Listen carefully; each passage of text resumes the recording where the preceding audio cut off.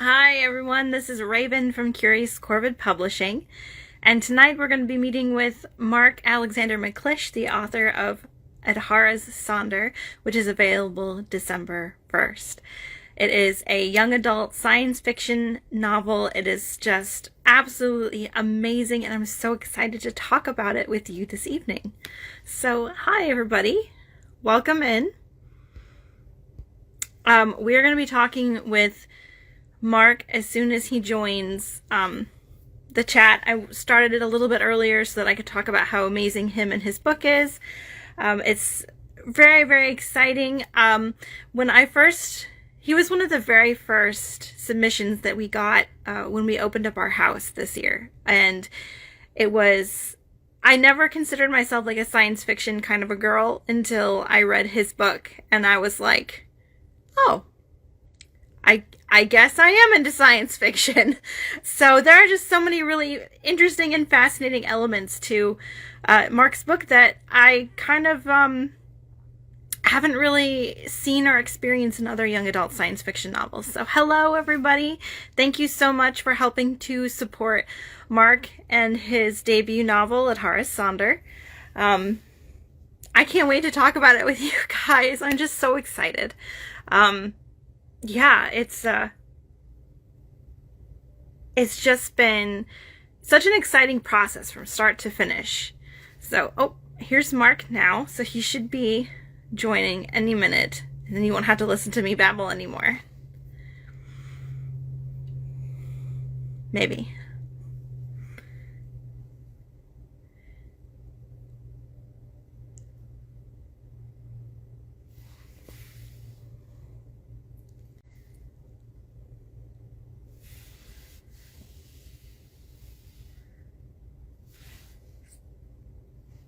If you're having trouble, there's a little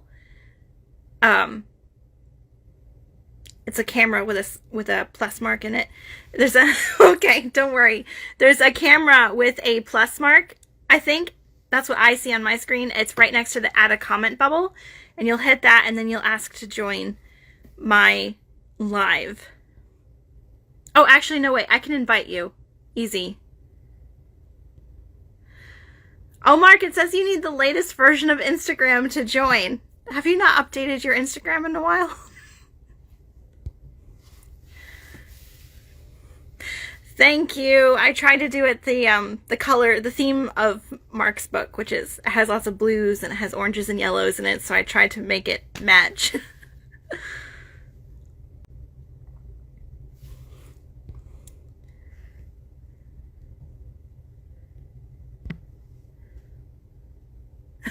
Stall them. Okay. I will stall.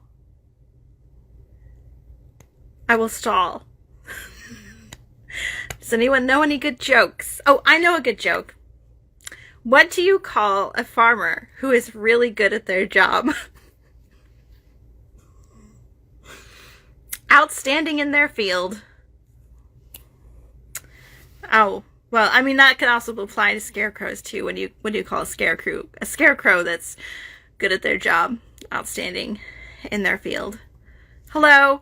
We are still going to go and talk with Mark about his book, Adhara's Sonder. We're just having a technical delay. This is really of no surprise, as several of the author Q&As I have done to date have had some technical difficulties. But do not worry, we shall overcome and continue on. We have quite a few questions for Mark this evening to go through. So, if you're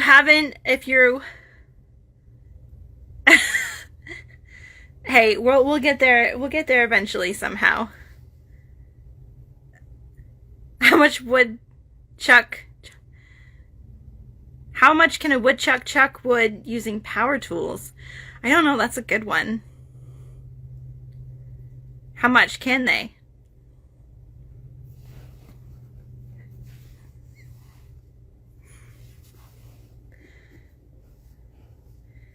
So, Adhara's Sonder has been available for pre-release on Curious Corvid and Amazon Kindle, and I wish that I had a book here in my hands to actually show you, because it is absolutely beautiful. Mark did all of the designing and creating himself, and he's a graphic artist, in case you didn't know, and it is absolutely stunning. And but if you wanted to, while we're waiting, you could look it up to see what it looks like. I would lift my laptop up, but you know, it's kind of bulky here. Yes, and if you have any last minute questions to enter into the raffle for a chance to win a copy of Mark's book, you can ask them now. You're more than welcome to. We will be going through them, and everyone who asks a question will draw a name at the very end, and you'll win a copy of Mark's book. And it is definitely worthwhile winning a copy of his beautiful book. One of the things I love about Adhara Sander is I love Adhara. I mean, she's the android. She's the one who comes back. I don't want to like give too much away, but there's time travel, obviously. We've established that throughout the questions. But she's the android that's in the book. And when I was growing up, I used to watch Star Trek off and on. And I also watched it as an adult. I'm pretty sure I have a Star Trek Companion's Guide behind me on the bookshelf, lower down. And my favorite character was Data from Star Trek The Next Generation. So it was really no surprise that I liked Adhara so much. Which I guess is ironic considering that I didn't ever consider myself like really into sci-fi, and yet I really enjoyed Star Trek, but you know, whatever. What is the square root of a tree? That is a trick question because their roots are round.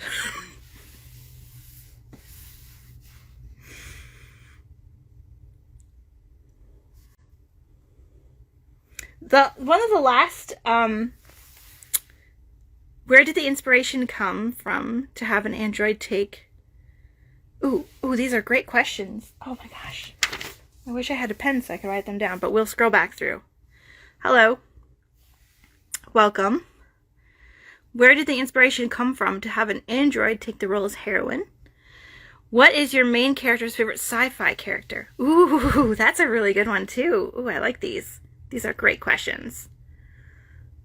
Wonderful. So we'll make sure that both of you get added into the giveaway as well. We're going to have so much to talk about when Mark gets everything fixed.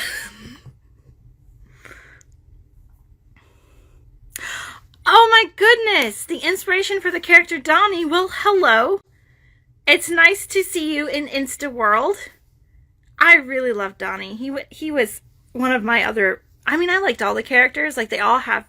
One of the things that is, like, so nice about the book is that Mark handles the characters in a really thoughtful way. There's several different ones, and yet none of them come off as two-dimensional. Like, they all have really nice personalities, and their banter back and forth, and their conversation is always really nice, and I enjoyed Donnie's character quite a lot. Instagram is loading so slowly. I am suffering. Yes. I feel your pain as I sit here trying to think of clever things to say. Oh, those are really great questions, though. When I first got... So, for those of you who don't know, Curious Corvid is a brand new face to the indie publishing world. We actually became a legal business in March of this year.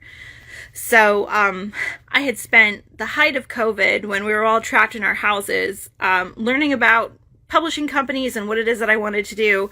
And I got my house started at the beginning of the year. 25%. That's okay. I will just be very long-winded. All right, everyone just bear with me. So when I got the company started, I did it primarily to publish my own work. I had self-published 2 books prior, and then decided I wanted to do something more, and I really wanted to be more involved in the indie author community because I felt that there was a lot of voices, had really good stories to tell, but didn't fit mainstream narrative. And so I wanted to create a place where they would belong, where they would be seen and heard. And so when I opened the house, I thought it was going to be like really hard to get people's attention as being something so brand new. And so I was really surprised and humbled by the number of people that we had engage with us right off the bat. Mark being one of the very first ones through the door. And one of the things that I just absolutely loved was when I opened up the email from him, there was so much enthusiasm. There was so much excitement about who he was and what he was writing and what he wanted to do. And when I read through like his whole intro and when he was talking about what it was he had created in writing, I was like, you're so excited about this. I'm excited. I'm so excited. Let's read this. And it was just very contagious. And to be perfectly frank, like before I even had like a chance to read through what Mark, I was like, I have to publish this guy because he loves his work so much and it's so exciting. How many more works can we expect Curious Corvid to publish? That is a great question. So we have Mark's book coming out on December 1st. We have a poetry collection from Spilling Grace Reynolds, coming out December 15th. And then we have several works lined up already for the beginning of next year. So in total, we have 13 Corvids right now who are signed authors. It's been really wonderful getting to know them and work with them. And all of them have different projects they have that they are working on or working towards. And one of the things that I really appreciate is that so many of the authors I've had the privilege to work with so far have multiple works, whether that be series or standalones. They have multiple things. And one of the things that I really wanted to do was not just be a house that was home to, maybe those off the beaten path, but also give them a chance to grow and expand as an author. So I hope that I'll have the chance to work and publish continual works from all of the authors that I have signed now already. And hopefully after the new year and things kind of not be so busy, then we can open the house up again and bring a few more people in who need to have their work spoken out loud too. So Gothic and science fiction are like gym buddies. Yes, I love this analogy. That's perfect. It is a blessing to work with Mark. It has been a pleasure getting to know him and feeling the passion that he brings to his project, the dedication that he's put in, the time and the effort that he's put in. He's always been like very responsive, very easygoing, very willing and easy to work with, which I absolutely appreciate when it comes to this, especially because we're new to it as well. Curious Corvid is new to the scene and we're still learning how to do everything and make sure everything goes smoothly and perfectly. And being the first year, there's going to be some hang-ups, and there has been. Fortunately, nothing too major that we haven't been able to fix, but working with people who are so passionate about what they are creating makes the journey so much more fun and easier when there are hang-ups. So it has been a blessing to work with Mark's book, and I'm proud to represent all of my Corvids. Like all of the people that I've had sign with Curious Corvid, they all are passionate, thoughtful, intentional people. They are so on fire about the story that it is that they have to tell. There is something to take away from each of their projects. They all have something very unique to tell. Very unique, very personal stories to tell that I feel just stand out because they carry that personal passion so well. So it is very exciting to see so many new authors debuting and creating these beautiful things. What percentage are we at now?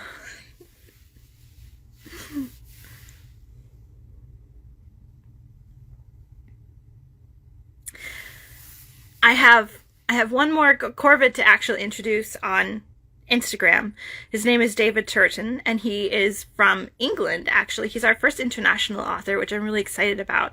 He has a like a paranormal historical fiction novel. It is really just amazing, and I'm very excited about it.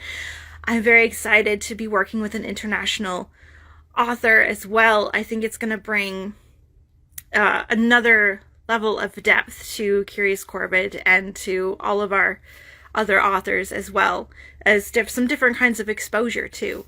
And then we have a new editor who's coming on board to work with us. She's Anna Corbeau. She runs an editing service herself. She has like a whole business. It's amazing. She does absolutely wonderful, amazing work. And she's coming on board with us, and I'm super excited to be working with her. How's the transitions from self-published author to indie publisher? Daunting, terrifying, exciting. So when I had started self-publishing, I did it straight through Amazon and Kindle, and CreateSpace when that was a thing, and then CreateSpace just got absorbed by Kindle Publishing, and now it's just all one thing. And so the first time around, when I did my first book, it was awful and terrible, and I made so many mistakes. Like, I loved it so much, but I was so excited to like have my book out there. I made a lot of mistakes.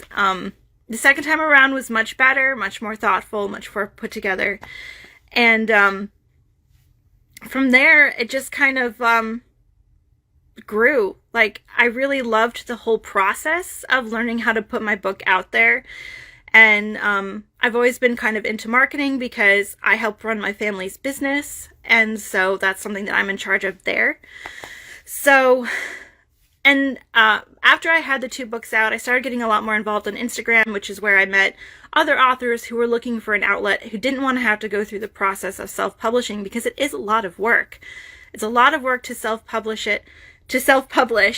and do all of the marketing and the designing and everything by yourself. It's a very daunting process. So I just started comparing the differences in the world between like Ingram Sparks and Amazon and Kindle and everything like that, and how it is, what my business model would look like and everything. So it was definitely it was okay in the beginning. It was not that it's bad now. I don't mean that at all. But it was like not super, like, I didn't really feel the weight of it at first because I was only doing my own thing. So after Curious Corvid became an official business, the first book I put out was, of course, my own, to make sure that I kind of knew what I was doing and understood the process of it. And then I had several people come and ask me, "Oh, would you do my book, or would you consider my book?" And I was like, "Well, sure, but not right now." But then I was like, "But why not right now?" You know? So one thing I try to do is stay on top of educating myself, learning about what's trending in the markets, learning how to run the best kind of ads on Amazon, trying to stay up to date with like all of the behind the scenes, learning how to use different kinds of programming and stuff like that. So there's a lot that goes on behind the scenes, but it has been a really rewarding and exciting experience. So I hope that answers your question. I'm sorry, that was incredibly long-winded. Where did the name Curious Corvid come from? So my pen name is Raven White, obviously, and I have an affinity for ravens and corvids in general. And so back before I was doing any publishing, I would do live readings of poetry on my Instagram page. And my little sign off for after I was done reading poetry was, now remember, we may be different species, but we're all part of the same family, which was the corvid family, because there are different species inside the corvid family, like the crows and the ravens and the magpies and all that kinds of fun stuff. So Curious Corvid, just, I don't know, it just kind of popped in my head one day, and I really liked the ring of it. And it made sense because corvids in general are very curious birds. They like to learn. They're very smart and intelligent. So that's kind of where just that came from. It just spiraled out of control, and now every time I post it on Instagram, it gets flagged as COVID. What's the most exciting and rewarding part of publishing? I would say definitely seeing the excitement on my authors' faces or hearing it in their texts when they get their first books and they hold it and it's real. I think that for me is the best part of everything, because they come to you with their book baby that they have poured so much time and love into creating, and they give it to you and they trust you to do good things with it. And so when it's all said and done and it's all created and they get to hold it for the first time, that is, I think, the most rewarding part, is by helping make somebody else's dream come true, and like seeing them just be like elated with holding it and it being a real thing. Because, you know, it's one thing to like have your book idea, it's a whole other thing to then to write it down and turn it into a manuscript that's on your computer. It's incredibly scary to put it out into the world and have people judge it and turn you down or not hear back from them at all. And so when you finally get to that moment where you've been accepted and you've done all of the things and you're ready to go and you hold it for the first time. I remember when I held my book for the first time and I cried. So that's my favorite part, honestly. It's just being able to be a part of that excitement.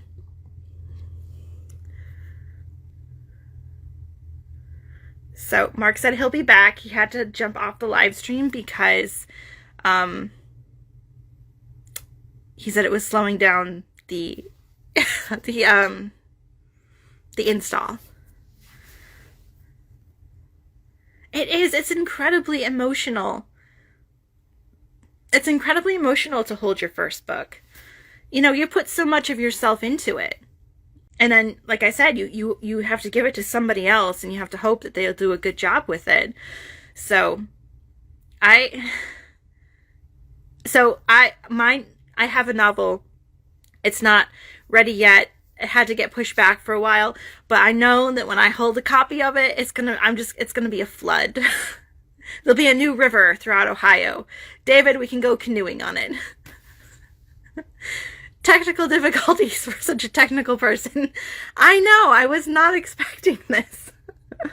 When I did the live stream with, when I did the Q&A with Stormy Enoch Black for his book Incubus Tales, it kept the internet kept like freezing, and then we couldn't hear him talk, so that he had to like move around his house until he found a room that was agreeable to the technical gods. So I guess it's really not that surprising. So welcome to everyone who has joined. We are going to be talking with Mark McClish, the author of Edhara Sonder, as soon as he gets back. He had to update his Instagram, but don't worry, we are not giving up. We're going to see it through. But it's really exciting. Like, I feel like maybe I should just pull the book up and start reading it at this point. Hello. Welcome. We're having slight technical difficulties, but we are chugging along. We're going to come through stronger on the other side. Hello. Mark's going to be right back. He just had to update his Instagram. Okay. I'll tell you what. Let me pull up. I don't think Mark will mind. Let's see. I have it on my laptop.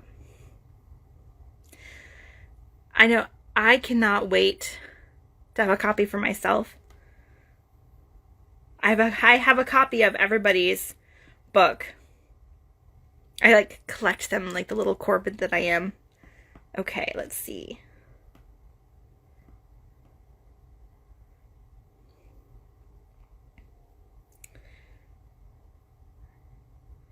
I have a ridiculous amount of manuscripts on my computer, I'm just now realizing.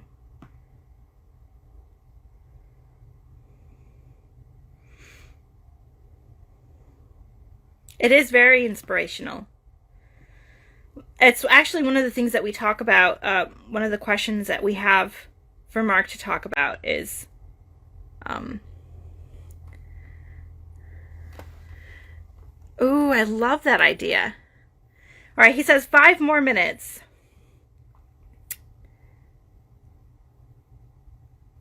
Okay.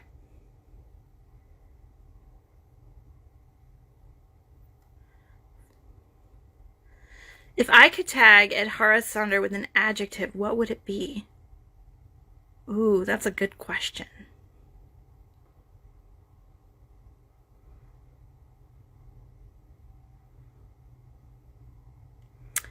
That is a really good question. You guys ask really good questions. Okay, here we go. Let me think about that. We'll come back to it.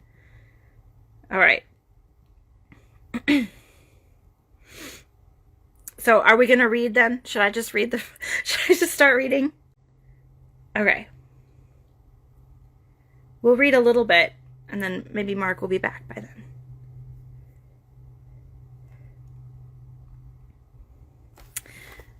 Chapter 1 Pilot Light. With a jingle of keys, the fated doors swung open. Creaking footsteps warped the floorboards from the foyer to the kitchen, stopping just beneath the kitchen table. He squinted in the kitchen light as he dumped his rucksack into a chair, sighing and digging inside it. He paused. He rummaged inside it again, scraping the bottom. He searched a smaller pocket. He searched the side pockets, pointlessly. He looked up, blinking at the china cabinet across the room, his encumbered brain struggling to keep up. Now the stairs creaked, but more loudly. Each step rolled on the balls of his feet as he stole upstairs. He flung open the door to his workshop, tearing through stacks of research papers and overturning boxes of wires. With a wide sweep of his arm, he cleared his desk. The stairs creaked again, louder, under his heels, and he returned to the kitchen and searched his rucksack again. "I forgot my laptop," he admitted to the empty kitchen. After a dramatic sigh, Cyrus slammed back out the front door again and dejectedly began pedaling his bicycle back the way he'd come.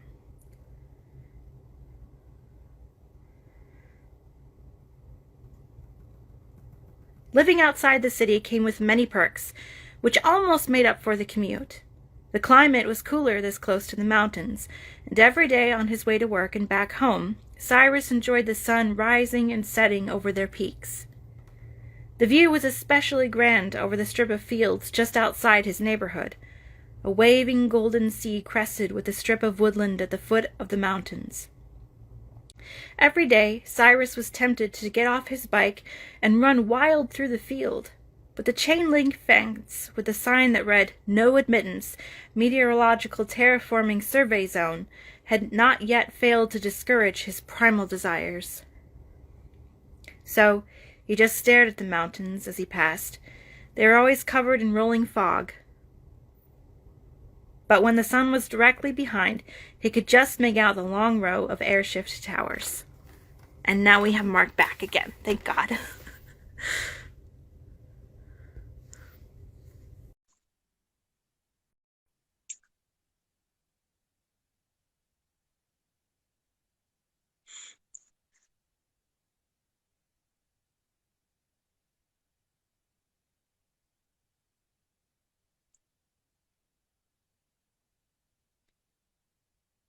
He should be here any second.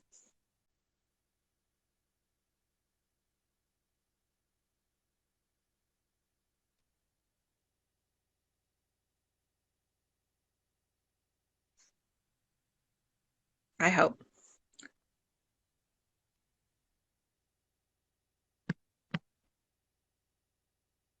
I'm waiting to be promoted.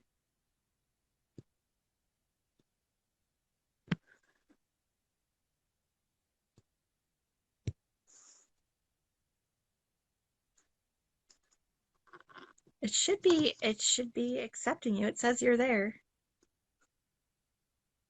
Prompted.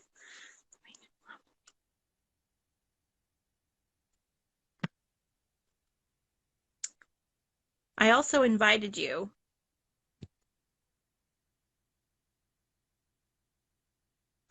We finally get Instagram uploaded, and now you're not going to be able to join. Oh my goodness.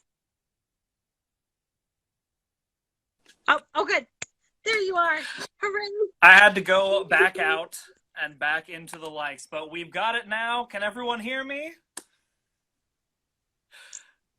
Fantastic. Oh, I'm so excited. We got it figured out. Hey, Annika, thanks for coming by.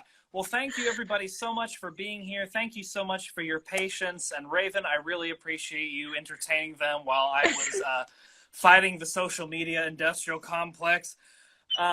Thank you all so much for being here. Thank you for your support. Without your love and reading of indie authors and indie publishers, we wouldn't be able to do what we do. So thank you so much from the bottom of our hearts. We really appreciate your support. Absolutely. Okay, are you ready to answer some questions? I have been ready for about 30 minutes.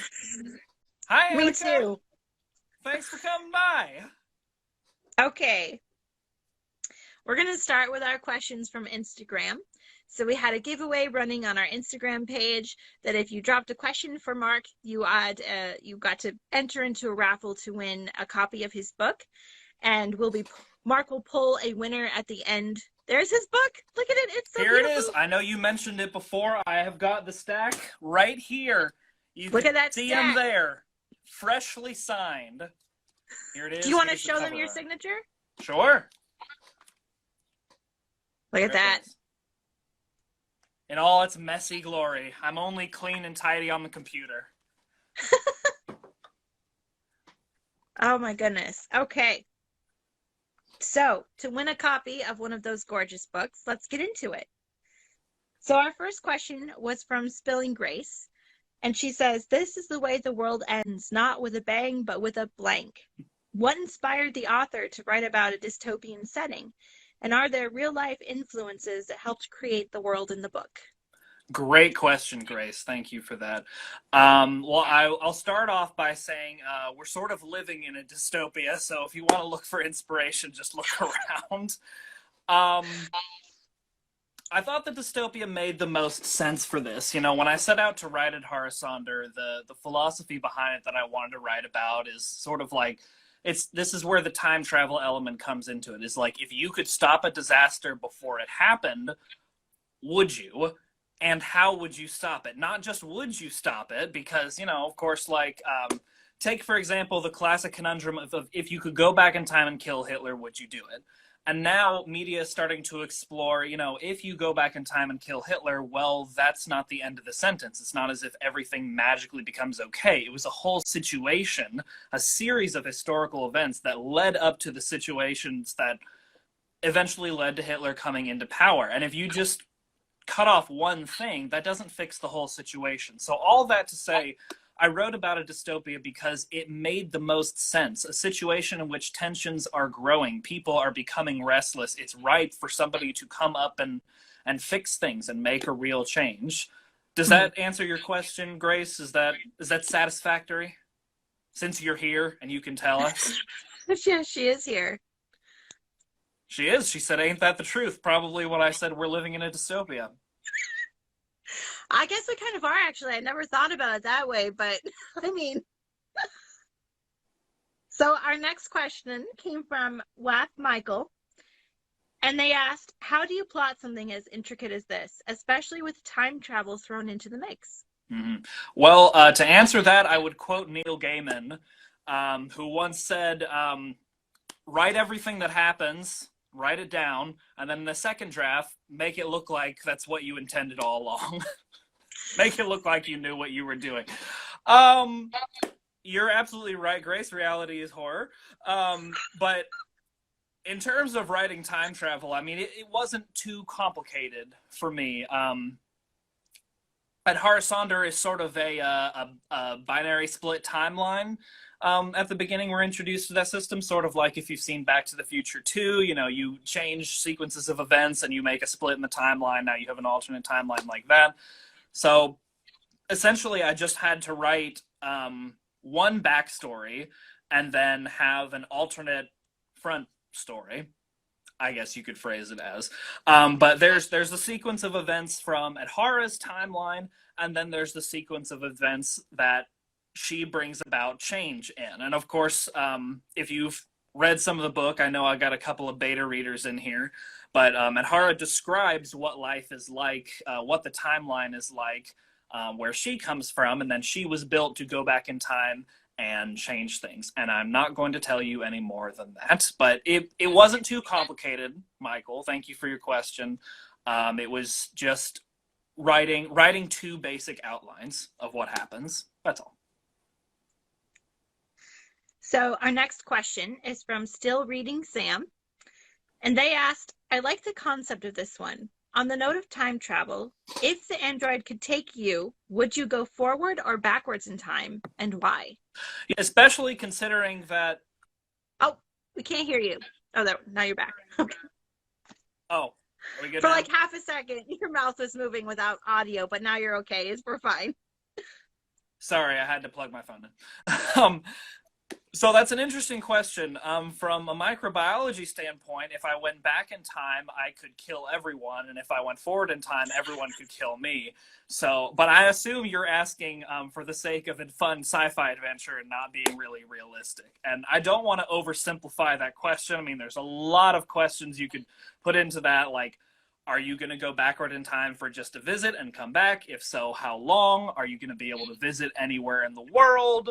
But I'll try and keep it simple to, like, if I were going to travel backward or forward in time to just where I live in Middle Tennessee, I think I'd like to go forward far enough that it's outside my lifetime, so I don't have to worry about making a self-fulfilling prophecy, or I get locked into an idea of this is what the future is going to be like, so I have to live in this certain way. But I do think it would be interesting to travel, like, I don't know, a few 100 years into the future and just see what happens. I mean, who knows? We're kind of on the cusp of the greatest technological boom in all of human history. Who knows what's going to happen in the next 100 years? This could all come falling down all around us, or it could get even more sophisticated. Who knows? I'd be interested to find out. Yeah, I think I would be too. So our next question is from David PG Books, which is our fellow Corvid David. Mm-hmm. And he asked, he says, I've noticed in your trailer about the use of chemistry. How much of a role does your book play with science and chemistry? Knowing this is a work of science fiction, will the actual knowledge of science play as a significant role, or does your book take liberties on twisting scientific facts, considering that the work is fictional? And David, to the answer to that is yes.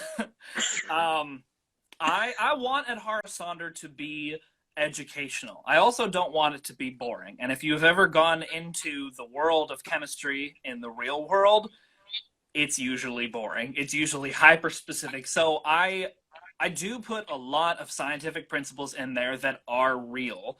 There are chapter headings. There are illustrations for each chapter heading, and a lot of them have diagrams that explain real scientific concepts, like electrolysis of water. If you run electricity through water, it really does split it into hydrogen and oxygen, which are flammable gases. Those are used as a torch in the real world for jewelry.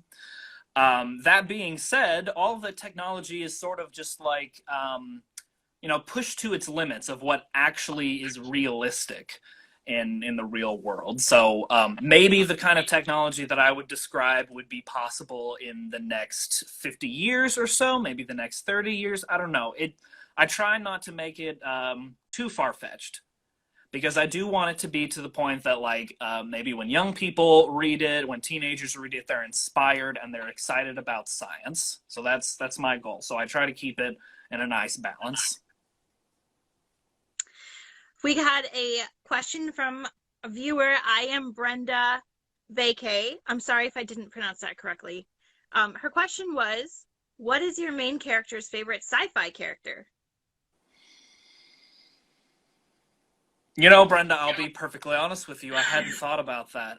Here's a Curious Corvid Live exclusive, a little whisper to you about where all this takes place in the real world. I had intended to include a map of the city that they're in, of Hudson City, in which the story takes place.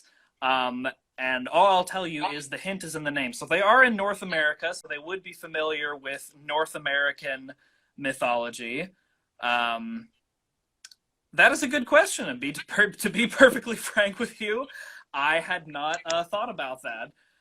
What Cyrus is. Cyrus is the main character, and I had not thought about what his favorite fictional sci-fi character would be, because the way that I described them growing up is under pretty extreme circumstances. I mean, the culture in Hudson City is such that it's very academically elite. Like, you have to study a science, you have to go into a scientific field so that you can work for this huge industrial complex, because otherwise we're all going to die. Like, in order to survive, you have to work hard and learn a field. So I didn't really think that there would be much time for culture. But of course, that doesn't make sense to an extreme. Culture happens wherever you are, no matter what. So all of that for a long explanation for a simple question. I will say this. My favorite science fiction character is Marty McFly from Back to the Future. I've already mentioned it once. That's twice. Let's see what the number gets to. Cameron Meeks asked, where did the inspiration come from to have an android take the role as heroine? Cameron, good question.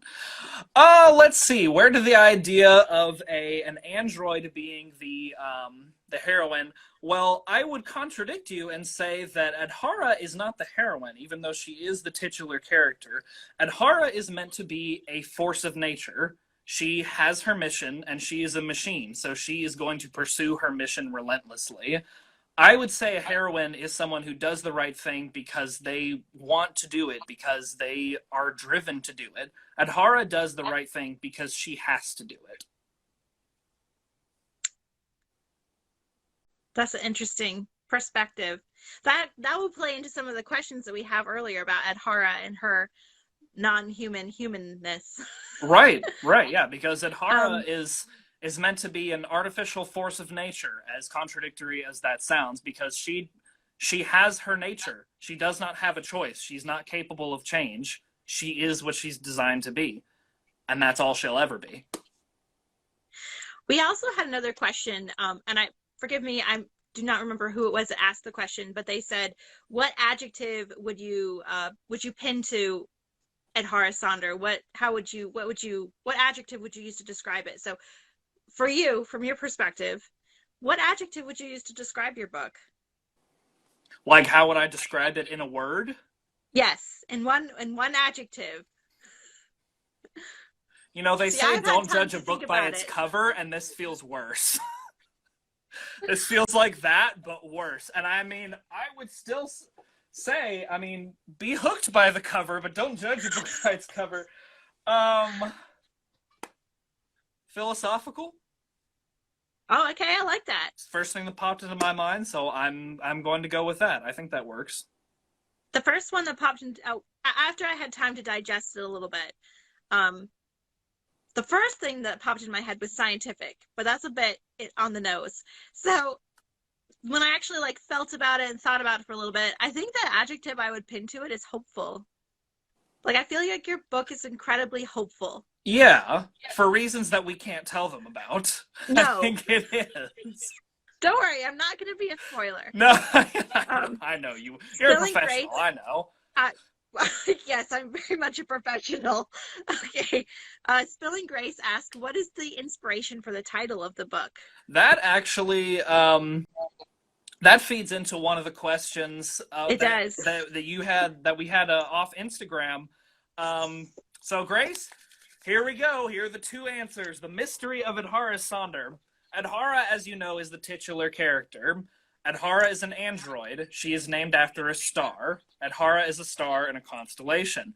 I'll leave it to you to find out which one. Do a little research. She is named after a star because she is powered by what is called a miniature magnetar, or a mini magnetar. A magnetar is a type of star. So essentially, to put it into simple terms, she's powered by a fusion reactor about the size of, I don't know, what kind of ball would that, or like a cantaloupe, about the size of a cantaloupe in her chest that has an incredibly strong magnetic field. So that's why she's named after a star. Now, Sonder, on the other hand, Sonder is one of those words that you see on Pinterest a lot that's like, here are some interesting words that nobody knows the meaning to. Wouldn't you like to use these words and seem smarter than everybody else? So Sonder is the realization that this is like, it's hard to get, but once you get it, it's like, it makes sense. It clicks into place. So Sonder is the sensation, the sudden realization that all the people around you, all of the random people that you don't even talk to, maybe barely even look at, are as deep and have a life that is meaningful as yours, that they are not a background character, and they are not like a poorly written two-dimensional person in the background. You're not the protagonist. They're the protagonist. Everybody's the protagonist, and everybody's the same amount of deep. That's what Sonder is. That is very deep. And that was such a fitting that's such a fitting title for your book too. Thank you. I was It all just ties very together. excited I love it. when I happened upon it. It was about halfway through when I was writing, and I thought, oh yeah. Oh, that fits. That fits really nicely. I Yes. love moments like that. Everything just comes together with a pretty little bow. Mm-hmm. And that's just like, to me, I've written 2 stories so far. You can actually see over there. I don't know if yep, you can see it right there. This is my first story, Sterling Sky, novella available on Amazon, which Raven just finished reading. I just finished reading it. And the point at which I figure out a title for the story, to me, for my process as a writer, is like the point at which I feel like, okay, the end is in sight. I'm ready to wrap it up. I know where this story is going as a whole.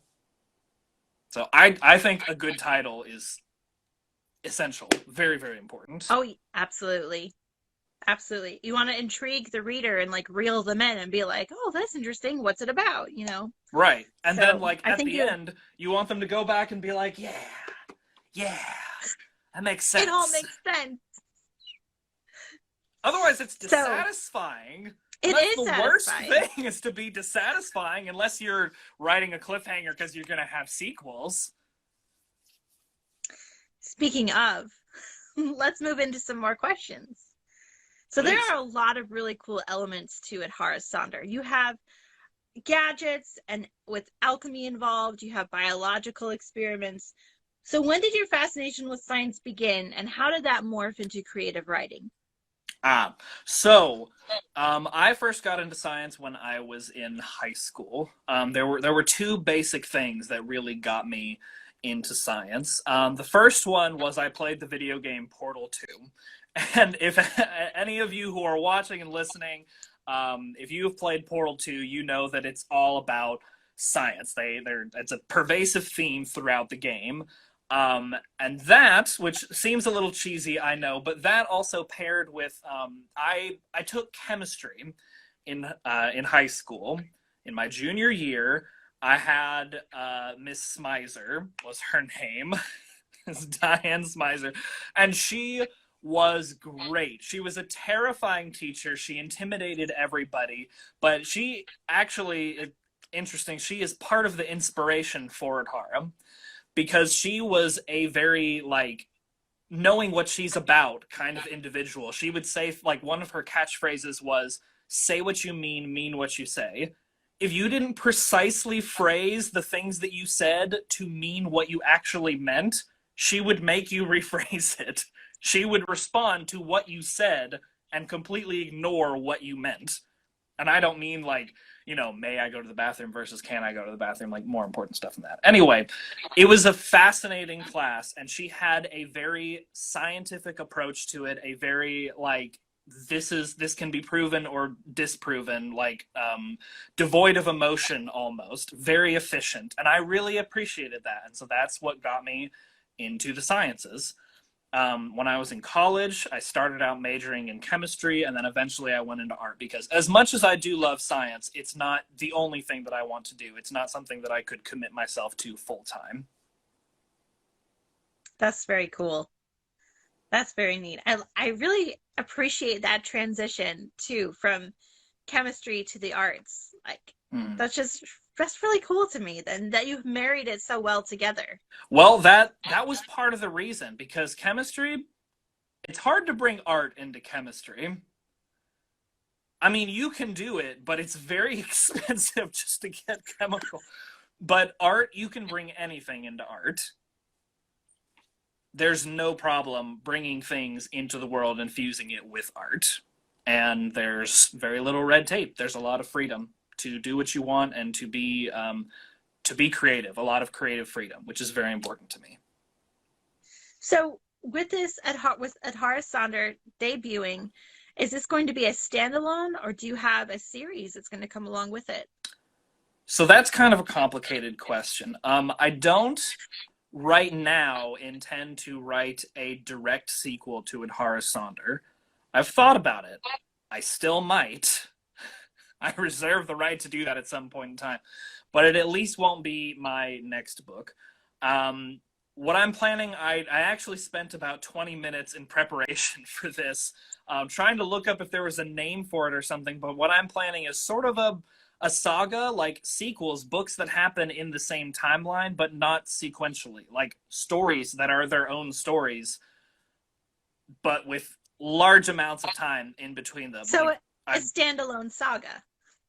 Yeah, is that what it's called? I made it up. Yeah, a bunch of standalone books that all fit together, like Sterling Sky. You just finished reading. I think a couple people who are watching right now maybe have read it. It's in the same timeline as Adhara Sonder. On the back of the book, it reads, it's right here, I'll prove it to you. In a city isolated from the rest of the world following the Third Global War, in my story, in my little head, in my head canon, actually it is canon because I'm writing it. In my canon, this Third World War is brought about by the flying cities in Sterling Sky. The countries and states on the ground are getting unhappy from these flying cities being all over the place, being in a prime position to declare a war on them or launch an attack at any time. And eventually tensions rise to the point of a third global war, to the point that one specific settlement called Hudson City decides that they need to make a very big wall, in air quotes, around themselves to protect themselves from the rest of the world. So yes, sequels, but not direct sequels. I kind of feel like Sterling Sky should be developed into a full novel. I actually want to write a sequel to Sterling Sky, not one that like picks up where the book ends, but I have been planning on a full-length novel that takes place that centers around the grandchildren of the characters in Sterling Sky. Oh, I love that. Yeah. That's super exciting. So showing how I mean, I'm sure you remember how much like change was on the horizon at the end of Sterling Yeah. Sky, and so this would explore that change. It would explore a turning point, and that would be the start. That would be in the middle of. Actually, it would be in the middle of and in the end of the Third Global War mentioned on the back of Adhara Sonder. Oh, that's so cool. I love that. You have these individual stories that just all come together, that all still belong together. Oh, that's very cool. I'm very excited about that. Want to know my secret? Yes, actually. So you know how if you're an artist of any kind, dear listeners, whether you're a writer or you if you do visual arts, I'm sure you are familiar with the experience of just having an idea and having no context for it. Like you have just a feeling maybe, or a name or something like that, and you don't know what to do with it. You don't have anywhere to put it. So what I do is I put them in places. I figure out this would work best in this context, and I organize them into Word documents. So I have about 11 Word documents in my files of just repositories of ideas, and eventually I organize them into a story idea. So that's how Adhara Sonder came about, is just more and more ideas kept piling up there until it was enough where I said one day, okay, I'm ready to write this. That's actually a very helpful advice, a way to go about organizing all those things. I'd recommend it. Really It works neat. very well. Don't waste your ideas. Save them for another day. Yes. Okay. So Adhara herself is really creative and fascinating character, and I think it's interesting that throughout the book, Cyrus has to remind himself that she's not a human; she's an android. Was it hard to create a human-like, non-human character? Tell me about that process. So, did you ever watch My Life as a Teenage Robot growing up? Yes. I loved My Life as a Teenage Robot, but it bugged me. Like, part of it was her body, and you didn't ask about like the mechanics, but this is sort of the same principle. Like how her body just completely ignored the law of conservation of matter. Like it could grow and shrink as needed. She had countless gadgets just stored inside her arms and whatever. So this is something that I've been thinking about for a very long time. And like, again, that repository of ideas, you know, just whenever I would observe something or see an example of it done well, of like, yes, that's how a machine would react. That's how a machine would talk. Like they would be very calculated, I think is the essence of it. Like a machine doesn't start a sentence not knowing how it's going to finish it. A machine doesn't start an action not knowing how it's going to be completed. It is programmed to do a specific set of things, and it does those things in the exact same way every time. Now, Adhara is very, very complicated, but she is programmed to emulate human personality, and so they're just commands, they're just actions. And so I'm sure I didn't do a perfect job of trying to write Adhara as a machine emulating a human being. But to me, it was just a lot of thinking. A lot of thinking about, would this make sense? Would this not make sense? I so I when we were having technical difficulties, I was talking a little bit about Star Trek, and my favorite character from Star Trek: The Next Generation was Data, and him being an android, but I feel like in that series they kind of pushed the boundaries a bit on his level of consciousness. So in Adhara Sonder, do you think that she had or has a level of consciousness to her, or is it just strictly programming? It's an interesting question, to be Yeah, it's also sure. off book, so I'm sorry for No, that. no, it's a very interesting question. I'm not sure if this is a real world thing, but the Mass Effect video game series draws a distinction between artificial intelligence and virtual intelligence. Typically in science fiction, what I've found to be the case is that when people are talking about artificial intelligence, it comes with the capacity to change, like the capacity to change their core programming or whatever the equivalent would be. Like the equivalent of a human being would be to like change as a person, not just like get better at a skill because you learn it better over time, but like fundamentally change who you are. Adhara doesn't have that capacity. She does not change what she fundamentally is. She gets better as it as she learns more information, but she does not have the ability to change what she is. So maybe somewhere in between virtual intelligence and artificial intelligence.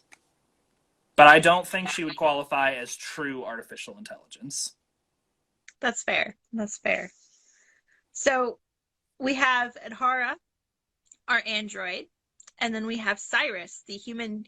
I don't want to say companion, but kind of.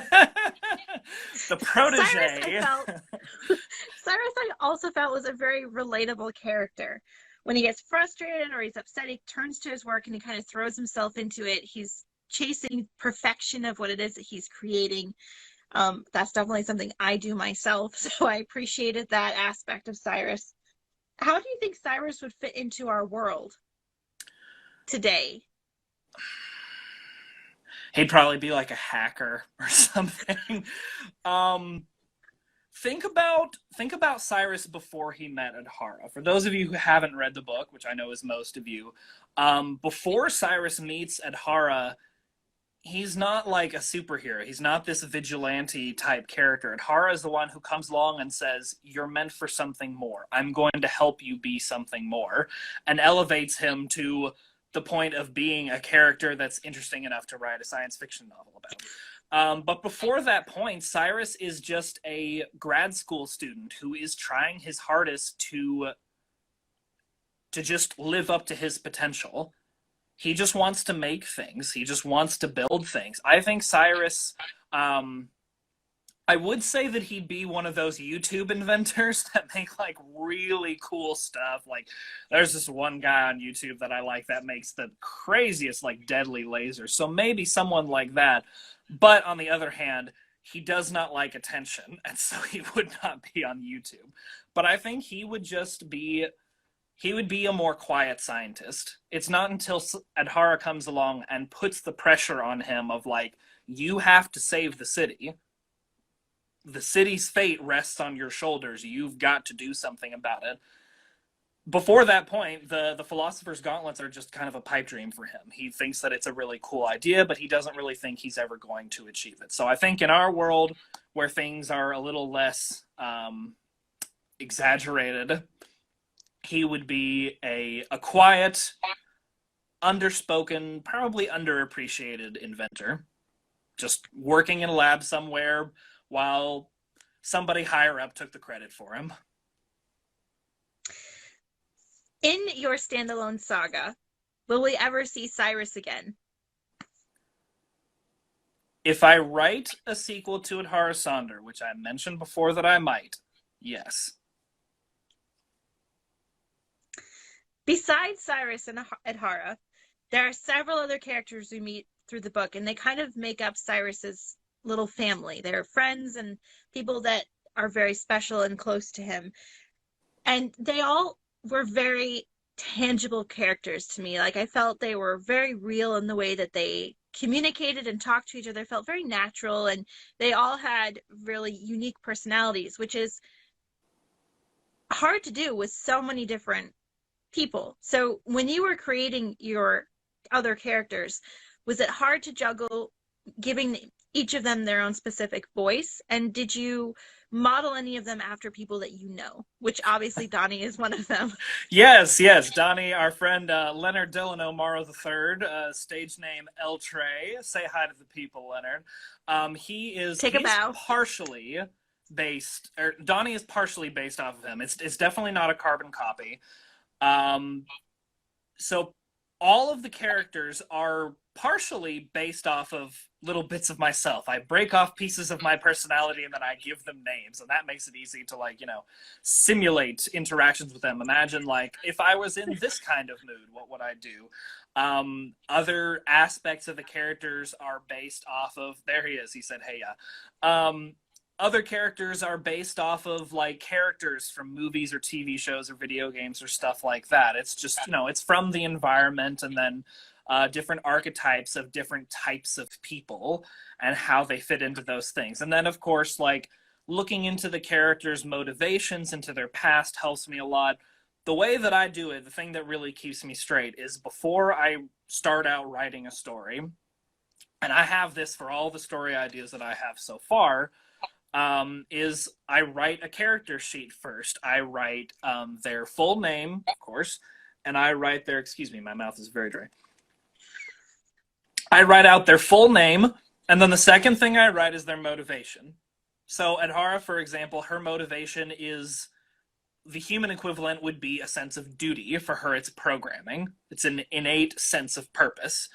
So for all the characters, I write out what their motivation is, what are they looking to get out of life, and then I write about their physical appearance so I can keep that straight. I write about their background. I write about how they know the main character and stuff like that, building up to this point, and then, like, what their interests are and why they do it. Background information that I try to put into the story in between the lines.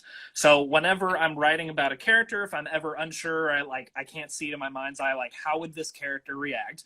What would Donnie do?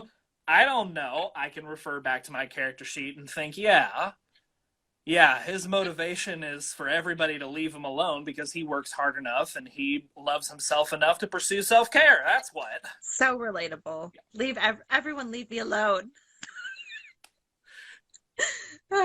That's great. I love character sheets. They're so helpful And I feel like it just it gives your character that you're creating a chance to be real by putting so much time and effort into what they look like, what they sound like, what it is that makes them who they are. And when you put little pieces of yourself into all of your characters, I feel like that makes them that's the biggest reason I think they come alive, is because you're sharing this vulnerable part of yourself, which it is. Like, it's vulnerable to share pieces of yourself that, maybe the world will never know why Donnie does what he does, but you will, and your friend will. And there's that satisfaction of having that piece out there and acknowledging it. Yeah. So one of the things that I really love about Adhara Sonder is the message of community, which is why I would use the word hopeful to describe your book. Yeah. There is the working together to create changes in your community that leads to bigger changes in the world. And I love that, because I do feel that is so often overlooked. We look for big changes and forget all of the little things that lead up to those big changes. We have immense power and strength in the positive choices that we choose to make in our day-to-day lives and how we interact with people. What are some themes or topics you hope that your readers will take away from your novel? So building off of the first thing that you brought up, the idea of community, the importance of little actions over big actions.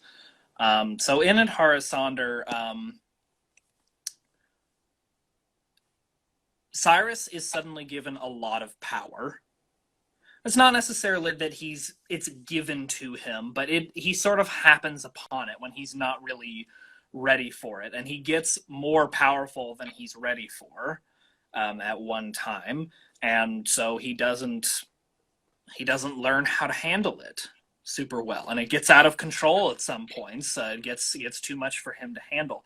And one of the points that I'm trying to make in Adhara Sonder is that the big conflict is between two parties, between the main character, Cyrus, who is fighting for the people, for people to have their needs met, for the people in power to take responsibility for the power that they have, versus the other side, which is the head of everything, Mason Smithy. Both of them have power. Both are very intelligent individuals. Both are very capable individuals. They're very similar in a lot of ways, and they choose to use their power in different ways.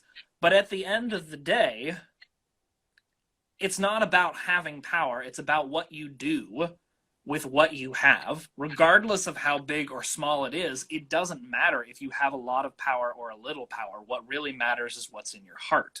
And at the end of the day, you don't have to be powerful to make a difference and to do the right thing.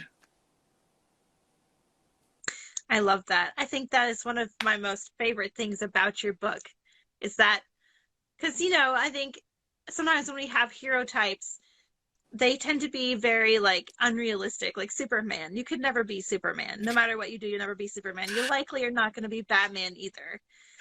But you could be a Cyrus. Yeah. And you could change the world as a Cyrus. Mm-hmm. And I really, really love that. And you'll remember, like you brought up before, when Cyrus is stressed out, he throws himself into his work. There are a lot of points throughout the story where Cyrus is really stressed out by everything that's going on around him. And so he just goes on a rampage of fixing stuff. He just goes around the city in the dead of night and just repairs anything that he can find to repair.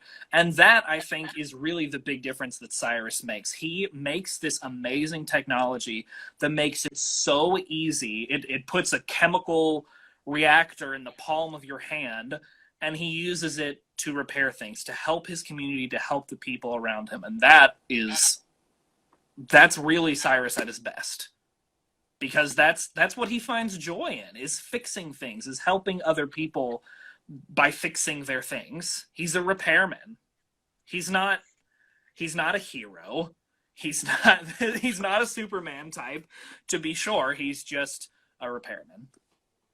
I think that speaks too on when you do something that you love or something that brings you joy, you enrich the people around you. Absolutely. Because you're happy, you're making your life better. So therefore, the lives of people around you are going to be better too, by pursuing joy and happiness and the things that make you happy. Absolutely. When you put that joy into something, you put it out into the world and you put it out into other people. And that investment of time and of energy and attention, that's what really makes a difference at the end of the day. Absolutely. And speaking of that, writing is not just your only pursuit. You're also a very talented graphic artist. You did all of the artwork both in and outside of your book. And we kind of touched on this earlier, that it was just kind of like a natural blend for you. You just kind of have paired your interests all together. So, considering all of these things, what can we expect from Mark Alexander McClish in the future? More writing and more art, God willing. To tell you the truth, I think I was into stories first. I just didn't really have the skills to bring ideas out of my head into the real world. Drawing was easier than writing, so I learned how to draw first. I think very visually, like I visualize everything. It probably would have been more intuitive for me to translate Ed Harasonder into an animated TV show or a movie or something than it would be for me to write it down, because I'm not really a writer. This just came out of nowhere for me. Like, Sterling Sky is the first thing I've ever written, aside from essays in school. But this is something that I've always thought about, is stories. Like, the structure of the story has always fascinated me. And a lot of that has to do with my upbringing. I'm big into video games, if you couldn't tell. And Could not tell. That's a little secret about me. I like movies and I like TV shows because I'm in it for the story. And I'm fascinated by it. And part of it is because my dad has this very frustrating habit of, whenever you're watching something with him, he will always guess the ending. Because he knows the rules. He knows the rules to story writing. He knows that, like, if you set up certain things in a certain way, if you show the audience this thing, there's a very limited number of things that you can do with the story and have it still be satisfying. And if it's not satisfying, it's probably not going to get published and end up on Netflix. So he knows, and since he pointed those things out, and I heard that all the time growing up, it got in my head. And so now, in whatever kind of media I'm consuming, I'm fascinated by the story. And you can only do that for so long before you learn how to reverse engineer it. So the visualizations are sort of like me saying, I can't describe this in words adequately. Let me just show you. It'll be so much faster. So I think every book that I ever write, which will hopefully be quite a few, you can expect a lot of illustrations. I think the next thing that we should work on is turning Ed Harasonder into a script to send to Netflix. Boy, that'd be fun. You are not the first person to suggest that by far. I've showed people the preview, which, if you guys haven't seen the preview, it's on my Instagram. It's also on my YouTube. You can find it. I think it's very good. I am not usually one for saying that my own work is good. I'm normally very critical of my work, but I really like how it turned out. And I've shown people that, and I've shown people, or read people the back of the book, and a lot of them have said, you should pitch that to Netflix. Yeah. There's Cameron. Yeah, he was one of the first to say something like that. We're gonna work on getting it pitched to Netflix. Sounds good. All right, everybody. Keep an eye out in the next couple of years at Harasonder on Netflix. It's gonna be, I hope, a miniseries. I couldn't consolidate it to a movie. So that wraps up our questions for this evening. I feel like they were really thought-provoking questions. Hopefully they enticed everybody into reading your book. This will be available on the Curious Corbett page, so if you know anybody who wanted to attend tonight who wasn't able to, feel free to tag them in it after it's posted. Would you like to pull the winner for the copy of your book? Yeah. I actually already pulled it. I don't remember where I wrote it down, but it was the one that the guy with the username of Still Reading Sam. Still Reading Sam. Okay. Well, I will message him afterwards and get in touch with him about his free copy of your book. All right. And for everyone else who has attended tonight, thank you so much. Your support is so appreciated, so needed for indie authors who are up and coming. We have so many exciting things coming. And at Horace Sonder debuts December 1st. It will be available worldwide. We have paperback, we have hardback, we'll have Kindle. It's going to be amazing. Ladies and gentlemen, that is the day after tomorrow. Yes, it is so soon. How are you feeling about that? Like the fact that you're going to have a book for sale soon. It doesn't feel real. What's this? It hasn't hit me yet. I don't know when it will. I'm concerned about the whiplash. It's going to be great. And pretty soon people will start recognizing you and they'll be like, hey, you're that guy that wrote at Horace Sonder. And you'll be like, yeah, that was me. I'll be like, that's old news. We've moved on to the next project. Yeah, did you hear I was on Netflix now? So thank you so much. Is there anything else you'd like to add before we close out our Instagram Live?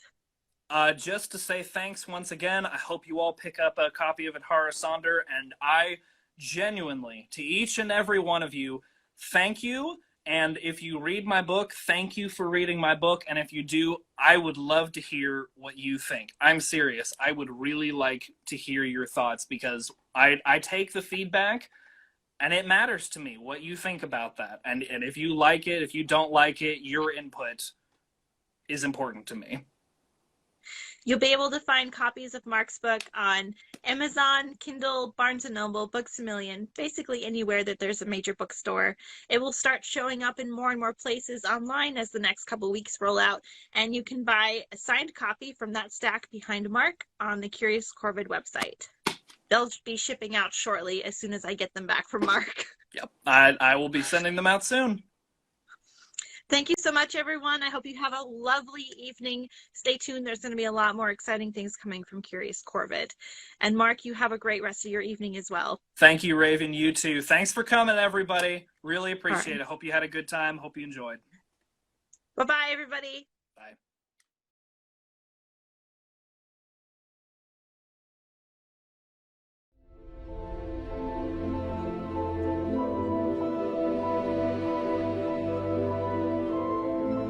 My name is Adhara, she began.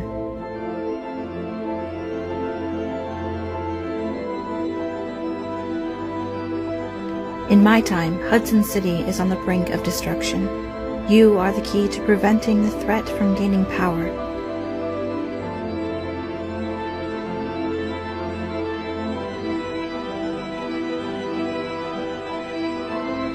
I am here to shape your destiny and guide you along a path that will save Hudson City from a terrible fate.